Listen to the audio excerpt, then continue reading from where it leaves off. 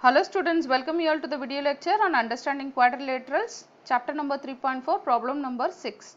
Here ABC is a right angle triangle. So given as ABC is a right angle triangle and O is the midpoint of the side opposite to the right triangle. So this is the right angle, opposite to this is nothing but the midpoint O.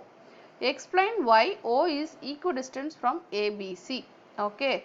So why O is equidistant from ABC, they are asking, right. So this point is right angle and this point is right angle, and then when we see that two right angle, right, forms a rectangle. Okay. So I can say that the whole figure ABCD forms a rectangle. Since it is a rectangle, I can say that diagonals bisect each other.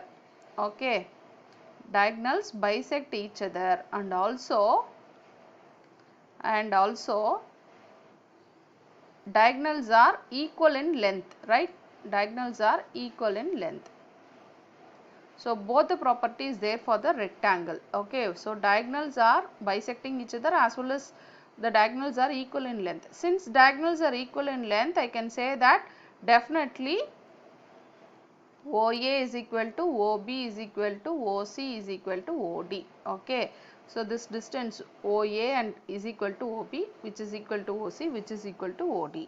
Okay. So since all are equal in length, that is half of the diagonal are equal in length, I can say that O is equidistant. Definitely O is equidistant from A comma B comma C, right.